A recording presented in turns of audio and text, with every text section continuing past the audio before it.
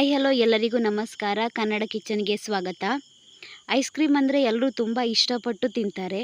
ಹಾಗೆ ನಾವು ice cream ಪಾರ್ಲರ್ಗೆ ಹೋಗಿ ಐಸ್ ಕ್ರೀಮ್ನ ತಿನ್ನೋದಕ್ಕಿಂತ ಈ ಥರ ಮನೆಯಲ್ಲಿ ನ್ಯಾಚುರಲ್ ಆಗಿ ಹಾಗೆ ತುಂಬ ಕಡಿಮೆ ಸಾಮಗ್ರಿನ ಬಳಸಿ ಐಸ್ ಕ್ರೀಮ್ನ ಮಾಡ್ಕೊಳ್ಬೋದು. ಇವತ್ತಿನ ವಿಡಿಯೋದಲ್ಲಿ ನಾವು ಕಲ್ಲಂಗಡಿ ಹಣ್ಣಿನಿಂದ ಐಸ್ ಕ್ರೀಮ್ನ ಹೇಗೆ ಮಾಡೋದಂತ ನೋಡೋಣ. ಹಾಗೆ ವಿಡಿಯೋ ನೋಡ್ತಿರೋರು ಪ್ಲೀಸ್ ನಮ್ಮ ಚಾನಲನ್ನು ಸಬ್ಸ್ಕ್ರೈಬ್ ಮಾಡ್ಕೊಳ್ಳಿ, ಹಾಗೆ ಬೆಲ್ ಐಕಾನ್ನ ಕ್ಲಿಕ್ ಮಾಡಿ. ಕಲ್ಲಂಗಡಿ ಹಣ್ಣಿನ ಜ್ಯೂಸ್ ಮಾಡೋದಕ್ಕೆ ನಾನಿಲ್ಲಿ ಕಲ್ಲಂಗಡಿ ಹಣ್ಣಿನ ಈ ಥರ ಕಟ್ ಮಾಡಿ ಅದನ್ನ ಒಂದು ಮಿಕ್ಸಿ ಜಾರ್ಗೆ ಹಾಕಿ ರುಬ್ಬಿ ಇಟ್ಕೊಂಡಿದ್ದೀನಿ. ಇದಕ್ಕೆ ನಾನು ನೀರೇನು ಹಾಕದೆ ಹಾಗೆ ರುಬ್ಬಿ ಇಟ್ಕೊಂಡಿದ್ದೀನಿ. ಅದನ್ನ ಈಗ ಸ್ಟವ್ ಆನ್ ಮಾಡಿ ಒಂದು ಪಾತ್ರೆಗೆ ಹಾಕಿ ನಂತರ ನಾನು ಇದನ್ನ ಬಿಸಿ ಮಾಡ್ಕೊಳ್ತೀನಿ. ಇದು ಸ್ವಲ್ಪ ಬಿಸಿ ಆಗ್ತಿದ್ದಂಗೆ ಇದಕ್ಕೆ ನಾನು 2 ಸ್ಪೂನ್ ಅಷ್ಟು ಸಕ್ಕರೆನ ಹಾಕ್ತಿದ್ದೀನಿ. ನಿಮಗೆ ಸ್ವೀಟ್ ಜಾಸ್ತಿ ಬೇಕು ಅನ್ನೋದಿದ್ರೆ ಸ್ವಲ್ಪ ಜಾಸ್ತಿನೇ ಸಕ್ಕರೆನ ಹಾಕ್ಕೊಳ್ಳಿ, ಪರವಾಗಿಲ್ಲ.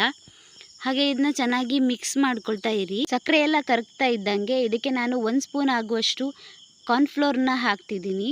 ಕಾರ್ನ್ಫ್ಲೋರ್ನ ಈ ಥರ ಬಿಸಿಗೆ ಹಾಕಿದರೆ ಅದು ಗಂಟು ಆಗುತ್ತೆ.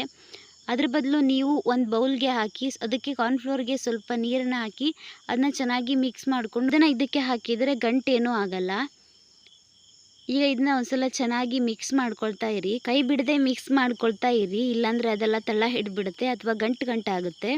ಇದೆಲ್ಲ ಮಿಕ್ಸ್ ಆದ ನಂತರ ಇದನ್ನ ಸ್ಟವ್ ಆಫ್ ಮಾಡಿ ಸ್ವಲ್ಪ ತಣ್ಣಗಾಗೋದಕ್ಕೆ ಬಿಡ್ತೀನಿ. ಈ ಕನ್ಸಿಸ್ಟೆನ್ಸಿಲಿ ಇದ್ದರೆ ಸಾಕು. ಈ ತಣ್ಣಗಾದ ನಂತರ ಸ್ವಲ್ಪ ಗಟ್ಟಿ ಆಗುತ್ತೆ. ಇದೆಲ್ಲ ಚೆನ್ನಾಗಿ ತಣ್ಣಗಾದ ನಂತರ ಇದನ್ನ ಒಂದು ಮಿಕ್ಸಿ ಜಾರ್ಗೆ ಹಾಕಿ ಅದಕ್ಕೆ ಒಂದು 5 ಸ್ಪೂನ್ ಆಗುವಷ್ಟು ನಾನಿಲ್ಲಿ ಹಾಲಿನ ಕೆನೆನ ಹಾಕ್ತಿದ್ದೀನಿ. ನಾನಿಲ್ಲಿ ಎಕ್ಸ್ಟ್ರಾ ಮಿಲ್ಕ್ ಕ್ರೀಮ್ ಏನೂ ಹಾಕ್ತಾ ಇಲ್ಲ. ಅದ್ರ ಬದಲಿಗೆ ಹಾಲಿನ ಕೆನೆನ ಹಾಕಿ ಈ ಐಸ್ ಕ್ರೀಮ್ನ ಮಾಡ್ಕೊಳ್ತಿದ್ದೀನಿ. ಈ ಐಸ್ ಕ್ರೀಮ್ನ ನಾವು ಮನೆಯಲ್ಲೇ ಸಿಗುವಂಥ ಸಾಮಗ್ರಿನ ಬಳಸಿ ಕಡಿಮೆ ಸಮಯದಲ್ಲಿ ಇದನ್ನ ನಾವು ಮಾಡ್ಕೊಳ್ಬಹುದು. ರುಚಿಯಂತೂ ತುಂಬ ಚೆನ್ನಾಗಿರುತ್ತೆ. ಇದಕ್ಕೆ ಹಾಲಿನ ಕೆನೆ ಹಾಕಿದ ನಂತರ ಇದನ್ನ ಒಂದು 3 ಟೈಮ್ ಮಿಕ್ಸಿ ಜಾರಲ್ಲಿ ಚೆನ್ನಾಗಿ ರುಬ್ಬಿ ಪೇಸ್ಟ್ ಮಾಡಿ ಅದನ್ನ ಒಂದು ಪ್ಲಾಸ್ಟಿಕ್ ಡಬ್ಬಕ್ಕೆ ಹಾಕಿ ಒಂದು ಮುಚ್ಚಳನ ಕ್ಲೋಸ್ ಮಾಡಿ ಇದನ್ನ ನಾನು ಫ್ರಿಜ್ಜಲ್ಲಿ ಇಡ್ತೀನಿ. ಇದು ಚೆನ್ನಾಗಿ ಗಟ್ಟಿಯಾಗಬೇಕು, ಅಲ್ಲಿ ತನಕ ಫ್ರೀಸರಲ್ಲಿ ಇಡಬೇಕಾಗತ್ತೆ.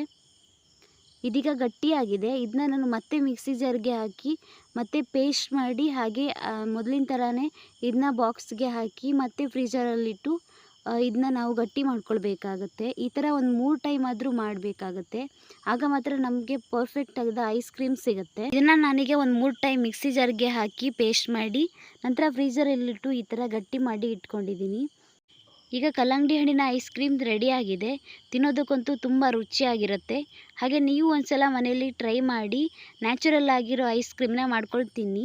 ಆರೋಗ್ಯ ಕೂಡ ತುಂಬ ಒಳ್ಳೆಯದು. ನೀವು ಒಂದ್ಸಲ ಮನೆಯಲ್ಲಿ ಮಾಡಿ ನೋಡಿ, ಹೇಗೆ ಬಂದಿದೆ ಅಂತ ಕಮೆಂಟ್ ಮಾಡಿ. ಹಾಗೆ ನಿಮಗೆ ಈ ವಿಡಿಯೋ ಇಷ್ಟ ಆಗಿದ್ರೆ ಪ್ಲೀಸ್ ಒಂದು ಲೈಕ್ ಮಾಡಿ, ಶೇರ್ ಮಾಡಿ, ಕಮೆಂಟ್ ಮಾಡಿ. ಹಾಗೆ ನಮ್ಮ ಚಾನಲನ್ನು ಸಬ್ಸ್ಕ್ರೈಬ್ ಮಾಡಿಕೊಂಡು ಸಪೋರ್ಟ್ ಮಾಡಿ. Thank you.